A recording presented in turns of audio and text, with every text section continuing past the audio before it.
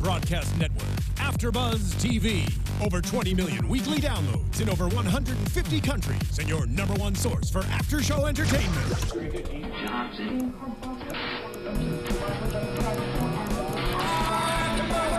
AFTERBUZZ TV, the destination for TV superfans.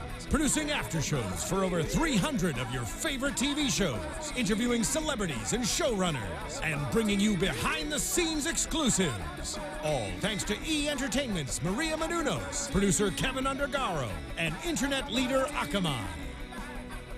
Now, let the buzz begin! All right. We are just having way too much fun in here. Hello, AfterBuzzers. Thank you for joining us for another after show from Marco Polo. My name is June Lee, your host. You guys can find me on Twitter at ms_June Lee. And please make sure to check us out at youtube.com/AfterBuzz. And we have a full panel here. Introduce yourselves, please. Yeah, so I'm Kimberly Crossman. You can find me at Kim Crossman on social media. And also, if you want to interact with us during the show or after, before next week, make sure you use the hashtag ABTV Marco Polo. Yes. Yeah, I'm Michael Andrew. You can catch me on Twitter at Michael, SEAL_Drew. And you can find us on iTunes? Yes, find us on you iTunes? can find us on iTunes. That's where we are. Definitely, absolutely. We're everywhere. We're omnipresent.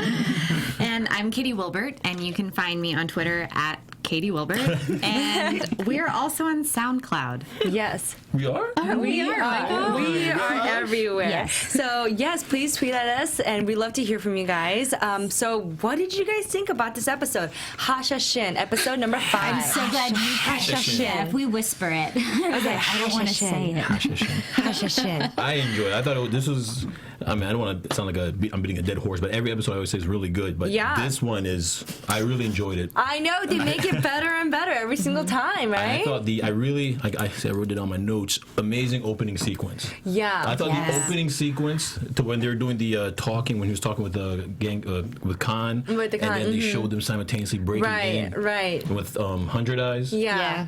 Certifying his badassness. Like the whole time we're watching him, we're just like, this guy. 100 Eyes. Is so amazing. He's like, I mean, if I look at all the characters that I would want to play on the show, I would want to play him. There's no way I would ever be able to ever do that. But he's so badass. I would blind myself to be him. Yeah. I would do so that. Still, like, I think that's something that's so powerful. And even when he's fighting, it feels as if he isn't using the top half of his body. But did you call him a badass? Because I literally wrote 100 Eyes is a badass. Yes, she I put that in here too. Me too.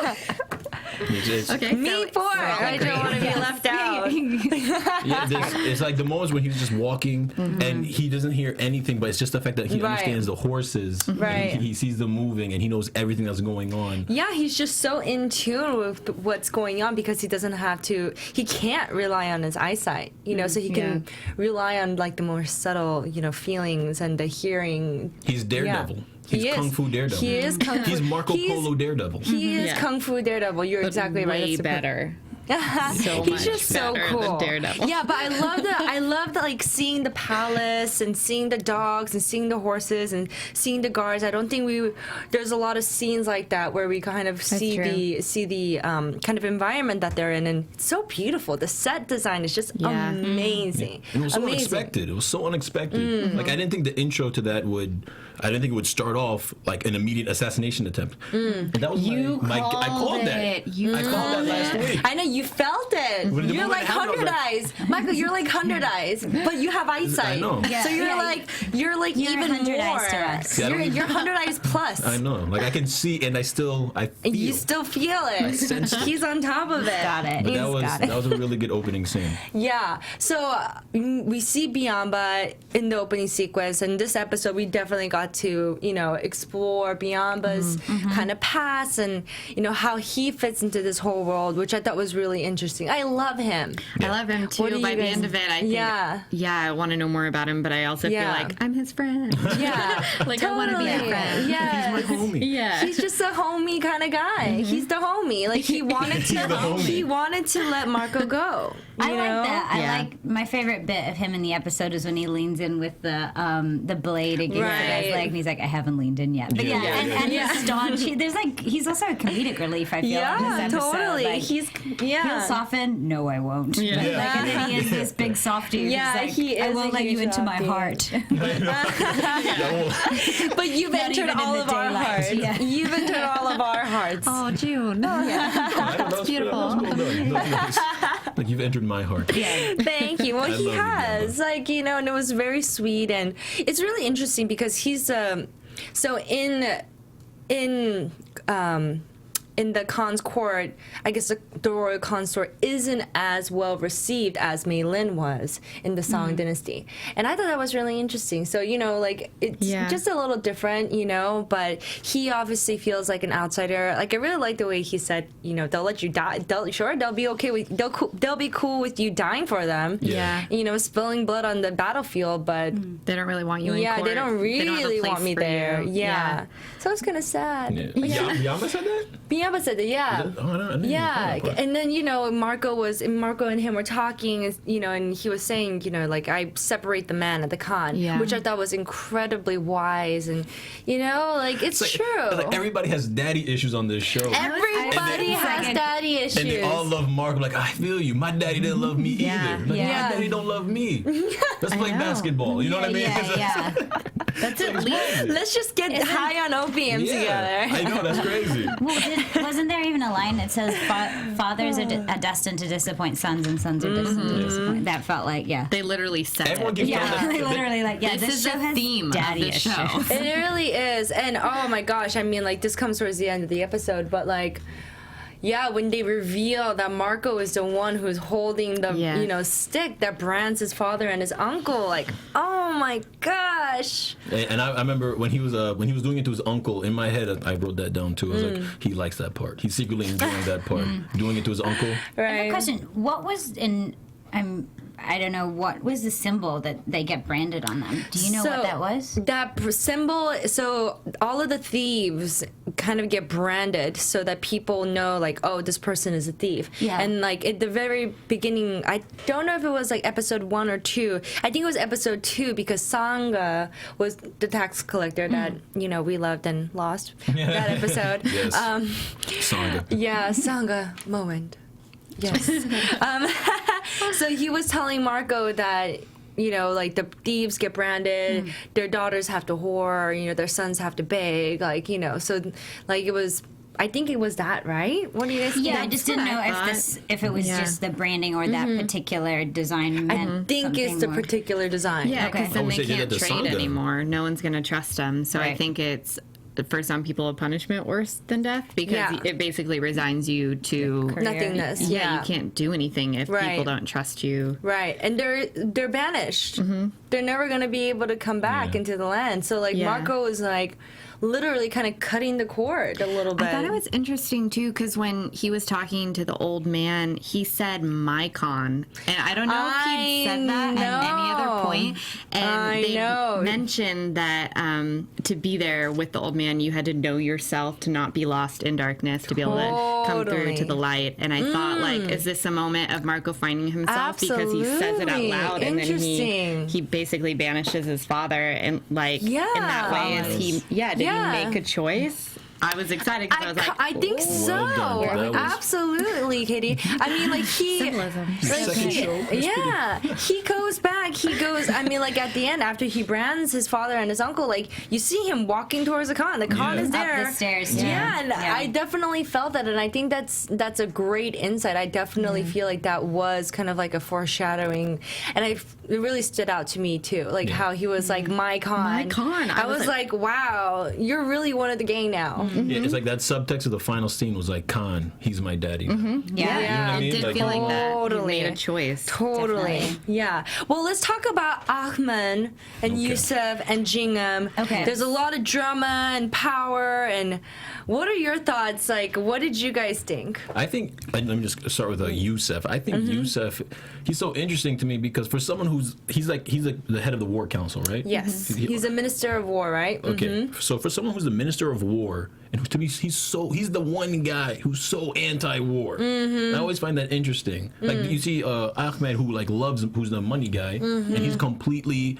all over the war. That listen, we gotta do this, we gotta get that. Let's start. Let's get it popping. Right. Why do you think so? Yeah. Almost makes sense to me in a way, because I think money is a lot of reason why people go to war. So if you've got someone who's so invested in finances, they're seeing beyond just the aspect of going to war, but what you can get when you go to war. And I mean, Ahmed has said that. Or money. Yeah, definitely. And I think a good person to have as the Minister of War is someone who isn't fast to go to war. Absolutely. Because if they always did, then you probably wouldn't have a very strong dynasty or empire at all, because you'd lose.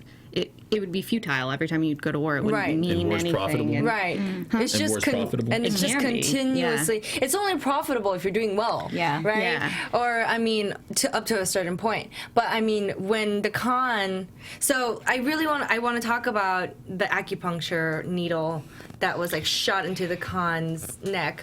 Yeah. I guess the biggest thing for me was like, take it out. Like, he's like leaning over him. I'm like, it's literally right there. Like take it out. He's just staring at it. Like, And it's so, and even the way it's shot, it's like right there. Like, yeah, I guess for me, I was like, why is he just hovering? Like, take out the needle. Simple, bro. Just Actually, I know. I know a little bit about acupuncture, and like sometimes that was supposed to be kind of like a lethal kind of. I don't know if you guys have ever like saw the Jet Li movie. I think it was called Kiss of the Dragon. Yes, I saw that. Yeah, so I think even in that movie, I think like if you take it out improperly, you can kill them.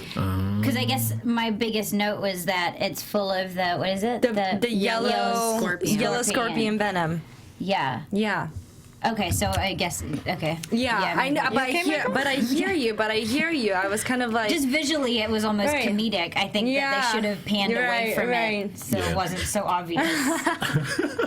Do you know? I don't know. You mind? Just getting at that for me. Kind of. I was like, he's dying. Yeah. Just take it out. Take it out. Yeah. And you're probably right. Yeah. He probably knew to take it out. But as a viewer who doesn't know that information, I'm like, the ninjas are attacking. Yeah, the ninjas are attacking. The Hashashin are attacking. So the Hashashin are these, mysterious shadow ninjas. They're like almost more ancient than ninja, I feel like. Yes. They're like these like shadow ninja. They had the tiger claws. I know that tiger claw was so crazy, cool. right? And the part where Beyonce just like cuts off his hand. Yes, that was cool. That poor guy. He goes through all sorts of. I don't know if it's a poor guy. I mean, he was there for assassination. Yeah, that's true. I just feel bad. I just feel like kind of like how Biyama was saying, like you separate the man and the Khan. I like to separate. I like to say good people can do bad things, bad people could do good things. You know what I mean? Like you don't know their story. What if he has like a family to take care of, and all he can do is be an assassin? But he kept saying, all I know is that I'll end up in paradise, and that's all I'll claim. So it's like if he did have a family, he at any point had an option to be like, okay. Right, that's true. You know what I mean? Like, it just sucks. It's a sucky situation. I don't like watching people be tortured. It was like that. As graphic as they do it in this show. And it was crazy because Yusuf, like you said, who was such a peace-loving kind of guy, was like, you really felt like he was scary. Yeah, he didn't want to do it, though. He gave that impression. He was like, I'm going to do this to you. You want to start talking? All right, open your mouth. But he was like, you don't want to open your mouth because if you scream, you're just going to do more damage on yourself. Yeah. Oh, that's rough.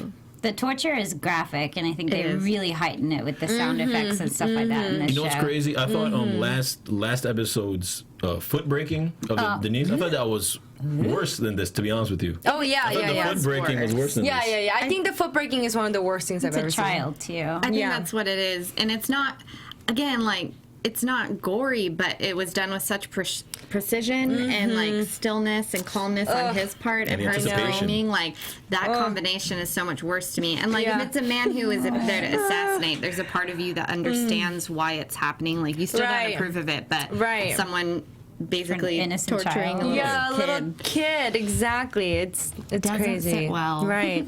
So we're No. like super curious as to what these Hashashin are. Who is this old man? Even what do you call that when it sounds the way when you like the word for it sounds the way that it sounds? Is that an onomatopoeia? Yeah, it's kind Say of Hashashin. onomatopoeia in New Zealand. Onomatopoeia. I never used that word. So wow, I was like, oh, I didn't know you were going with that. Hashashin. It's kind of it represents kind of like their shadowy. how they It reminds me of the Slytherin in Harry Potter. Oh yes. Yes, definitely. Those guys, the black things there that fly. The mentors. Mentors. So, yeah. No. Slytherin is Just the the like name. snake language. okay. Yeah. It just sounds like a lot of S's. Yeah, Basically, just- just everything is. I don't We're know such Harry Potter. nerds here. I My love bad.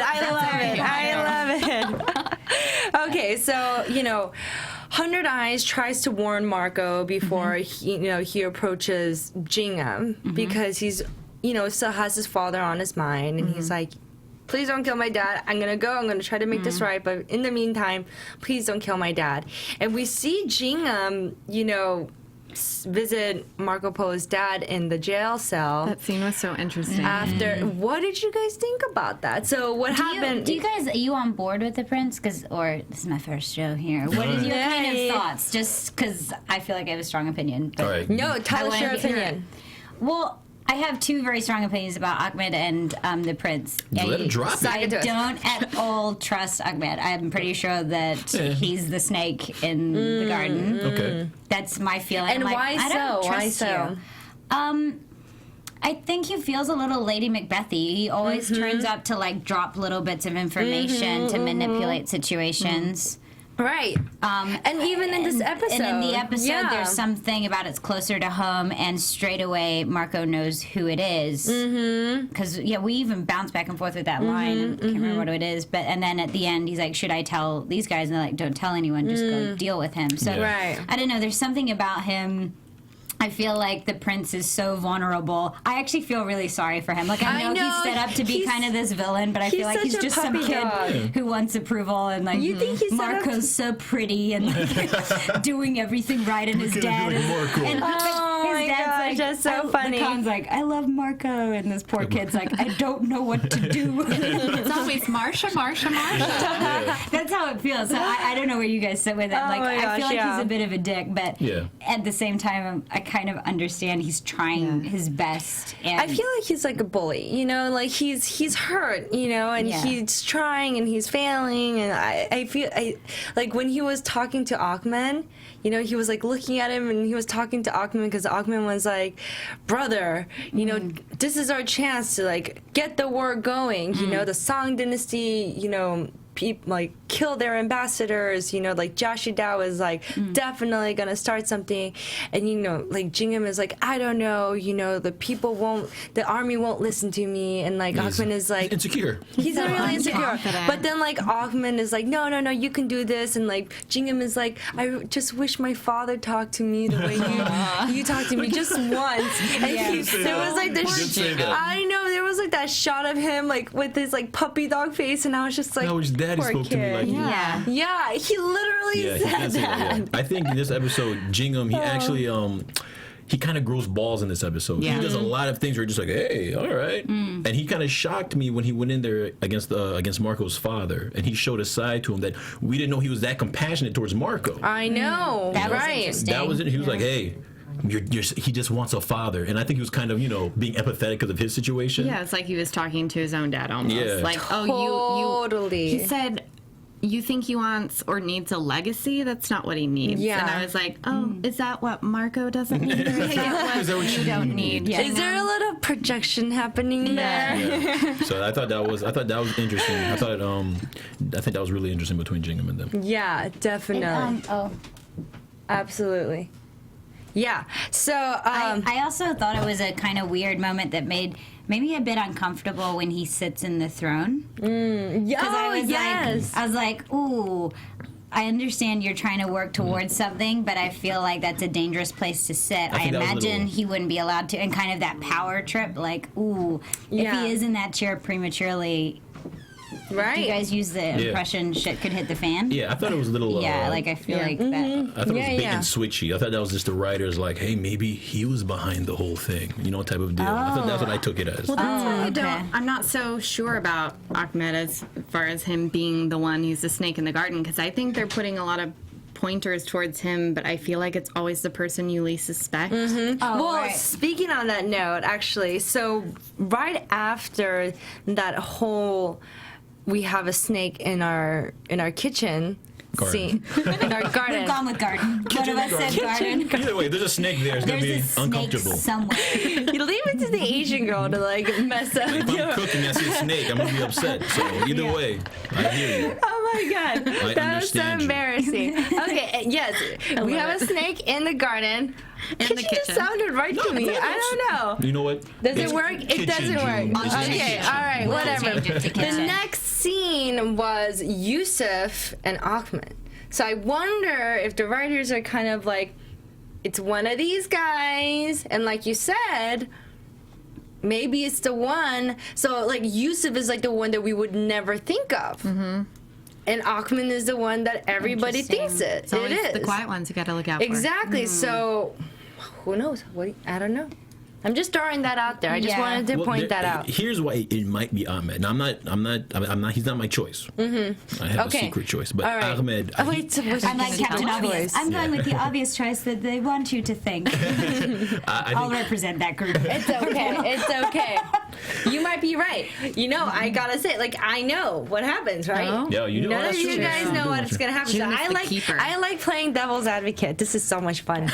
I think Ahmed, he's kind of when he called Ahmed his brother, he never did that before. But I see Ahmed's opening up. He's kind of winning Prince Jingham over. Mm-hmm. So it kind of looks like he's winning him over. He's planting his seeds, and maybe he gets rid of the Khan. Now he's already in good with Ahmed. He gets a better position. Boom, bang. Now he's running war. He's doing things. He could be setting it up. Jingham? Ahmed towards Jingham. Ahmed could be setting it up. He could be setting up his chess pieces right now. Right. And he's wooing Jingham. He's like, damn, you're like my brother. Talk to me like my daddy. Like, I'll be your dad.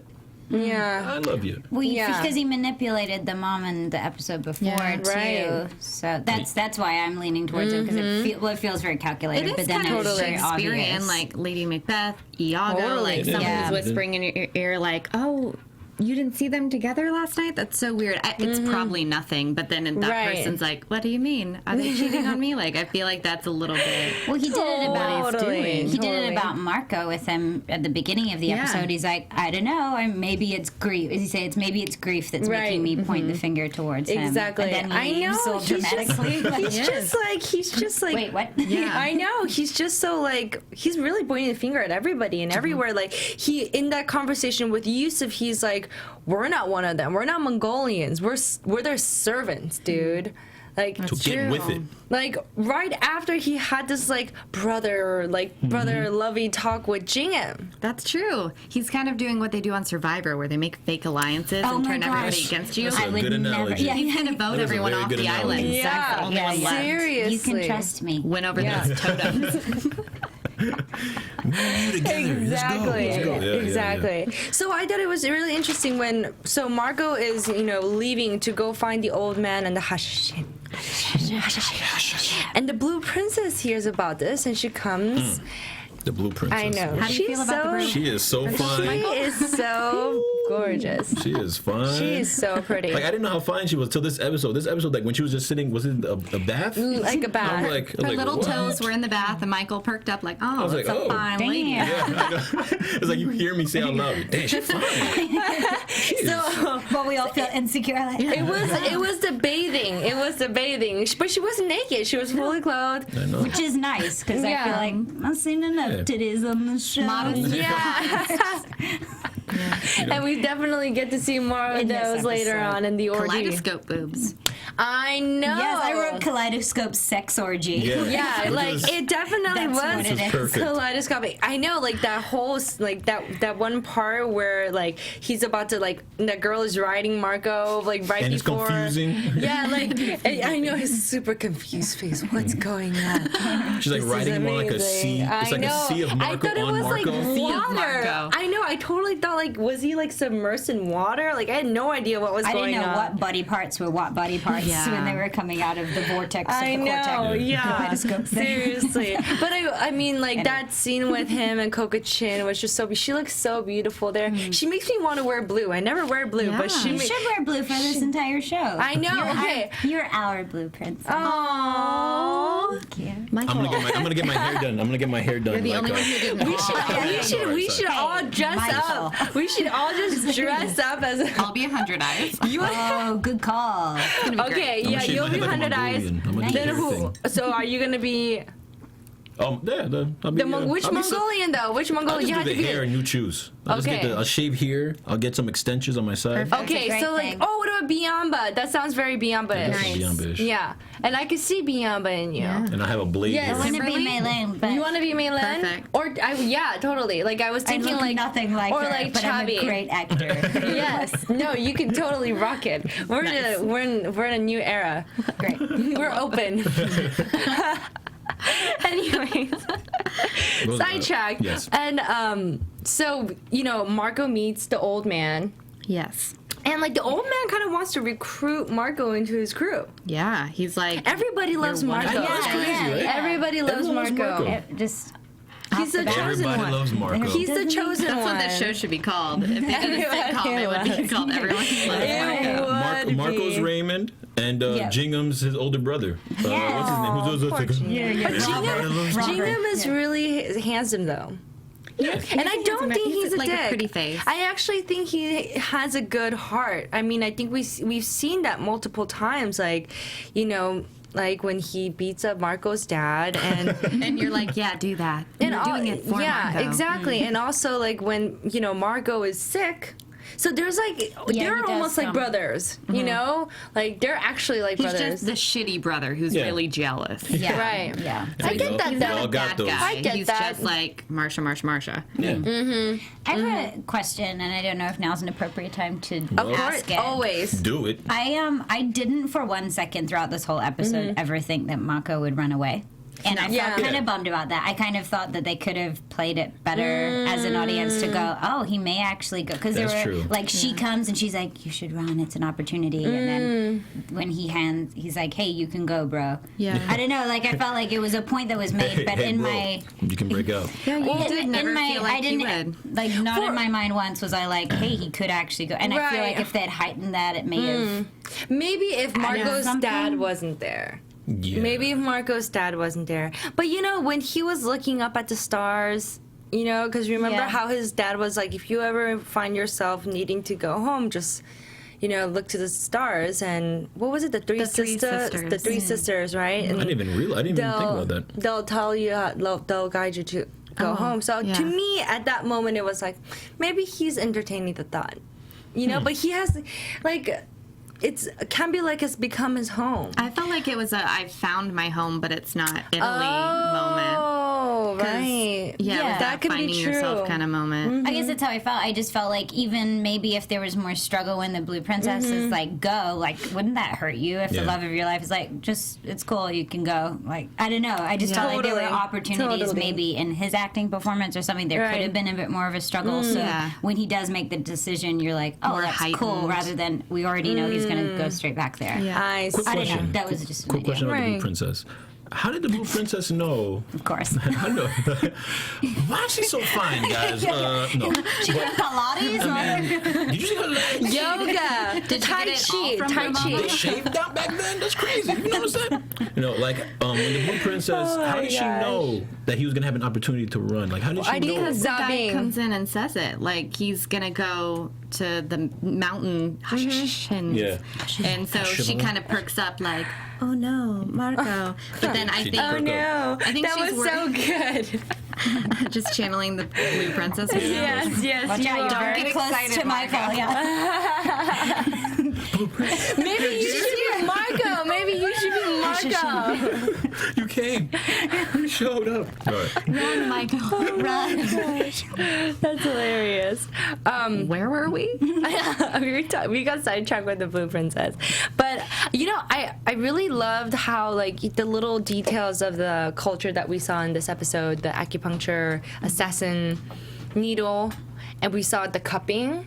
Oh yeah, the cupping. Where they do the fire and then they cup it, and we actually saw like the circles that were on the Khan. I thought that was really cool, and the candle ceremony of all of the Khan's concubines, consorts, kneeling down, showing their respect, praying for his speedy recovery, where we see Malin kind of like sneak off and talk to the messenger because she's not even sure. She's like, wait, was this Jashidao? Like, was this my brother? What's going on? And obviously we find out that it wasn't the chancellor. It was, which makes you even wonder furthermore why Ahmed is like, let's go do this. Yeah. Yeah. She's like, I know. That's exactly my point. Yeah, it's Ahmed. It's Ahmed. It made me really uncomfortable, that last scene with the girl who's the friend. She's the same woman who's looking after the daughter, right? And saw the toes He was painting her lips. And he painted her lips. I feel like they're trying to plant something in her that she's going to run or flee. Yeah, she had that weird look on her face at the very end. It was a strange stare down, and I don't know what it was, whether she was... Well, I think it's because. Well, I think you tell us? I think it's because she's a consort, right? So she's used to men just talking sweetly to her, whatever, and kind of like having their way with her. But I don't think the chancellor I don't think he's actually done anything with her. Yeah, because she took the robe off, she put it back on. And then he put it back on. He put it back on. Yeah. She took it like off. his pet to me in a weird way. It makes me feel like, when like high-powered men want to be dominated. Yeah. You know what I mean? Like how like CEOs, like you always kind of hear about these crazy stories about like very high-powered people who in private. I don't know these stories. Tell me. Who in private, like those like politicians, or like there's always kind of like those scandals. You know what I mean? Sure. Of like like high-powered men, or like. Well, I think the recent, 50 Shades of Grey, so like, but it's he's a little bit different. But I mean, to me, like, this is like when they're together during that whole kind of thing, he's submissive to her in a way. I don't feel that. I didn't see that. Like, he kneels down to her. Like, he literally physical, and he's holding her, and he's showing a lot of respect to her by putting the robe back on. And I think she feels conflicted because, like, she can feel that he genuinely, like confides in her, and he's like really honest with her, and she's like, you're a terrible person, but you're so kind to me. Do you get what I mean? Okay. And I can see how that's very it could be a controlling thing. It's very conflicting, like, right? Yeah. I mean, like, can you That's true. imagine if you're you're selling yourself and you're used to men just kind of using and abusing you? I just got something. What? I was gonna say maybe he doesn't want to sleep with her yet because, like a praying mantis, if he sleeps with her, he has to kill her. Because, they chew off the head, well, the woman does, chews off the head. And, he embodies the praying mantis. He loves that animal so much. Yeah. So he's just like, you know what, Interesting. let me not do anything yet. Let me just hold you. Because by the time, if I do what I have to do with you, I'm going to have to throw you away. Wow. Interesting. You saw that? Yeah. I just came up with that right now. I feel That's like it's genius. more of an ownership That's brilliant. relationship. I don't feel like he's submissive to her at all. Even when, like, he's painting her lips. Like, I feel like he has this ownership over her that's it's silent, but like everything he's doing is like she can't leave, she can't go do anything. Like she's just. But he tells her she can do whatever she wants. But Which is a good pimp move. is that He's lying actual? to her. I don't think it is. I think it's He's a pimp. She No, just that's what they do. watched it's kind of him like break his own. Yeah. So she thought. knows he's ruthless Yeah. and compassionate. She doesn't know what's going on. I think, but I feel like there's genuinely like I think she actually has is like slowly developing feelings for him and hates herself for it, but can't help it. And He's crazy powerful too. Yeah, I feel like like he gave her freedom. You know what I mean? Okay. In a way. I hear what you're saying. I mean, June has watched all the other episodes. I don't know. Yeah. No, I totally hear what you're saying. I didn't see it and experience it like that. I was like, this girl's gonna run with some information. Yeah. And that's kind of what I saw. Maybe. I was like, ooh. Maybe. She looked afraid to me. Like, yeah, that's true. To me looked like... That's true. That's what I got. That's why I think it's more of a dominating relationship. Like, it doesn't matter in the way that I saw it that he was, like, on his knees. It's like, he still owns her even on his knees. It's like, you're still my pet. Like, he's painting her lips and puts the robe back on, and it's like... She's like his Barbie. And it just feels like this weird... Well, yeah, okay. I mean, he doesn't respect consorts, right? Because he doesn't. Because he doesn't. Because he's his sister. He doesn't really respect his sister. So if he's going to keep her around, he's probably trying to break her out of that and make her his, and trying to let her know that you're not this anymore. Now you're with me, so you're not. That's interesting. Just gonna bang dudes. Right. You're mine. Not when you're mine. Yeah, you're mine now. You're no more banging for you. Unless I can use you as a pawn, then bang away. Yeah. You know what I mean? Yeah, it was interesting. It was a weird, uncomfortable moment. I think I didn't know how to read it, and that's very interesting that we all saw it differently. Yeah. I know. Yeah.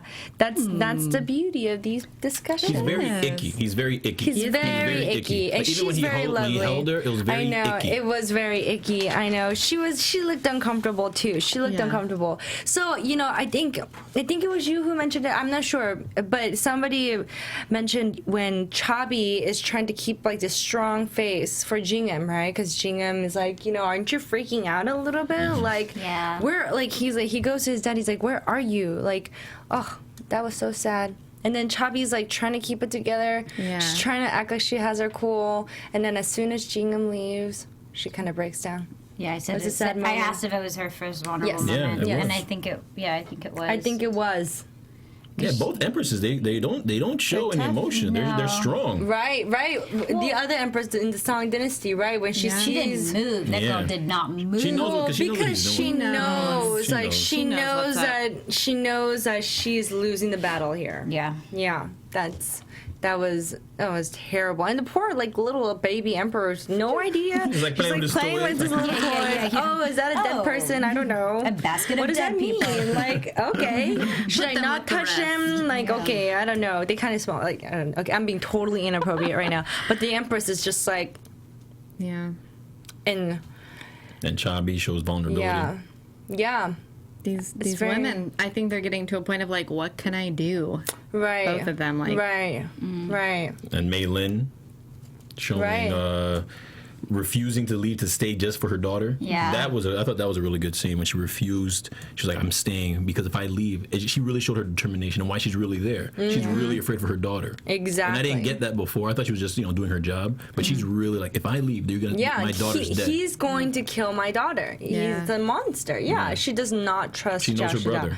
Yeah, she knows her and brother. as an audience member, having seen the last episode, you're in full agreement with her, and you're on Absolutely. her side too. Like, I think after that, you're like, I get her. I know why she does what she does, and you're rooting for her. Absolutely. Yeah, I agree. I think it was interesting seeing, the mom have that vulnerable moment after last episode and what you guys speak about. Yeah, how she had that weird thing with Malin. That was weird. That was weird to me because I didn't know, and I guess you guys discussed that same thing of not knowing whether she was inviting her into the bed to coach her, if she was like really wanting to please her husband, or if there was a jealousy element to it. Well, I think it's like a mixture of both.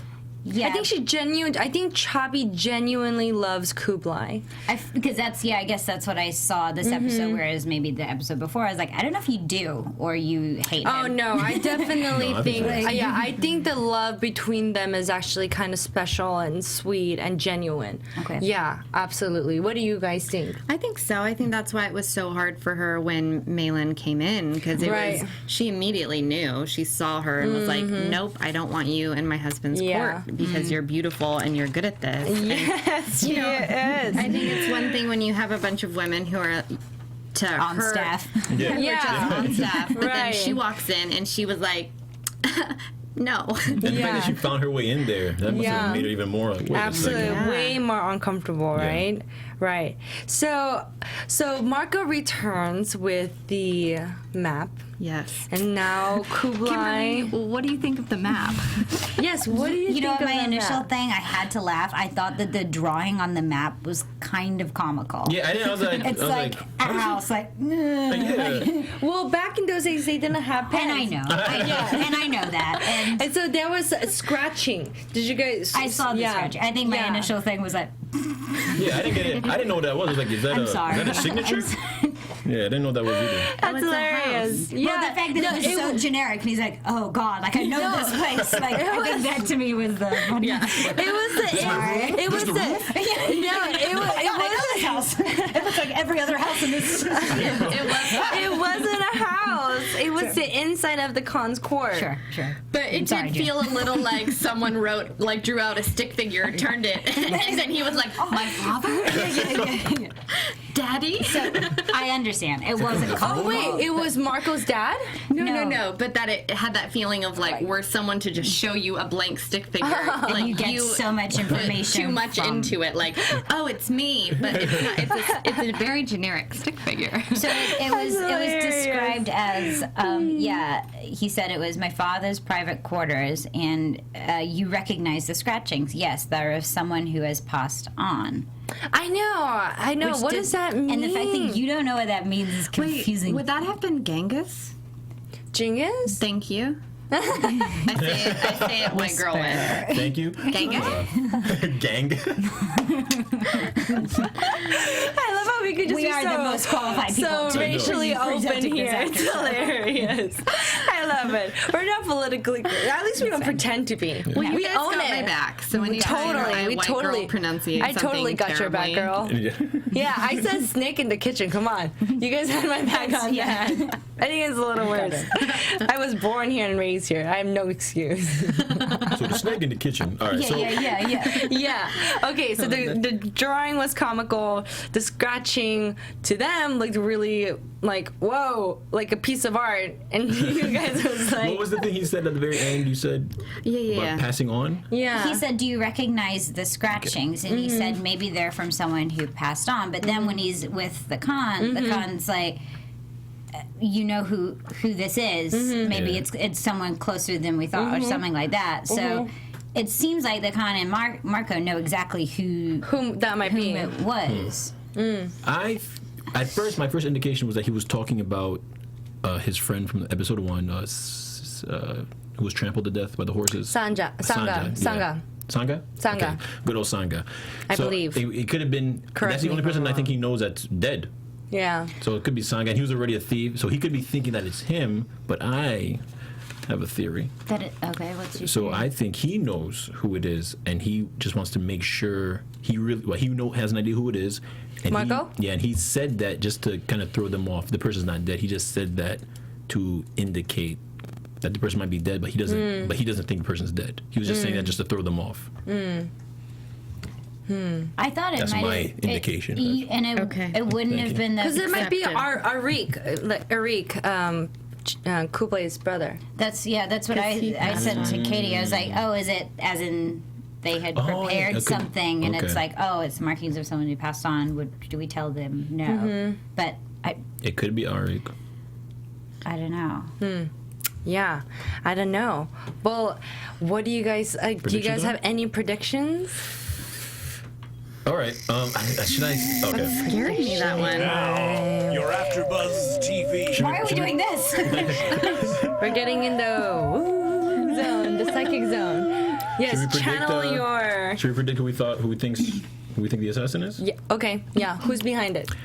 I think, and I was thinking about this while I was watching it. Biamba.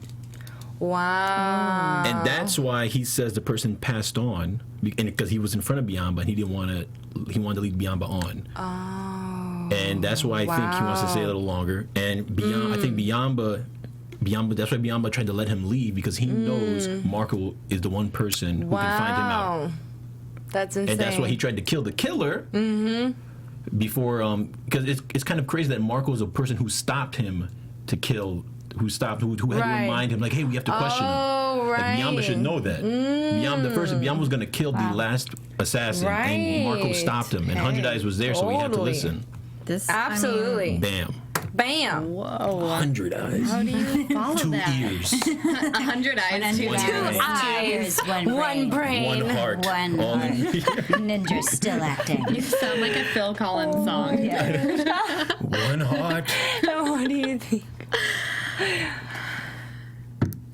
I don't know how I follow that up Well, because now I'm like, guess wow. one. Do you have I'm one? gonna say if it's not Ahmed, I think that he is working with someone who it is. So okay. that's my prediction. Okay, Whether for it's sure. him or not, he's well in on Like what he's it involved is. in some capacity. He's involved. I hope it's not Biamba though, because he's like Yeah. my favorite character. Yeah, I love you. I'm just, Yeah. you know, I'm just throwing it out there. I hope not. I hope I'm Whoever wrong. it is gonna throw Jingham under the bus.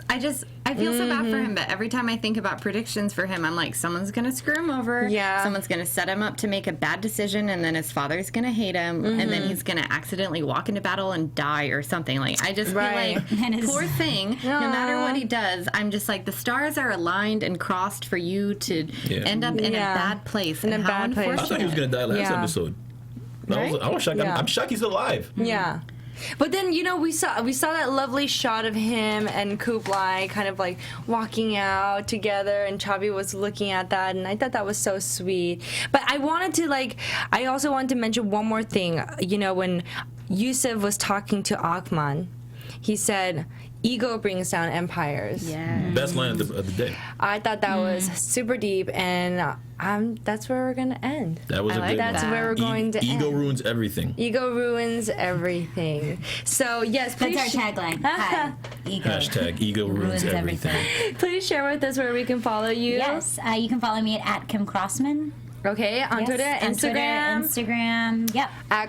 at Kim Crossman. Correct. Yes, and you guys can follow me on Twitter, ms_Junli, and in Instagram without the underscore, and Michael_Drew on that's Twitter, and just Michael Drew on Instagram. And you can find me, Katie Wilbert, at Katie Wilbert on both Instagram and Twitter.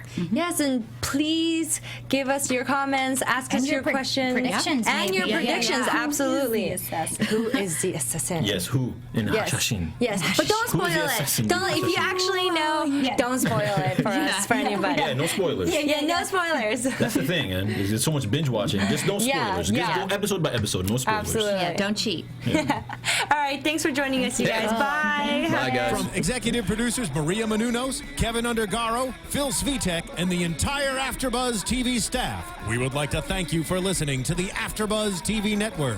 To watch or listen to other after shows and post comments or questions, be sure to visit AfterBuzzTV.com. I'm Sir Richard Wentworth, and this has been a presentation of AfterBuzz TV. Buzz you later. The views expressed herein are those of the hosts only and do not necessarily reflect the views of AfterBuzz TV or its owners or principals.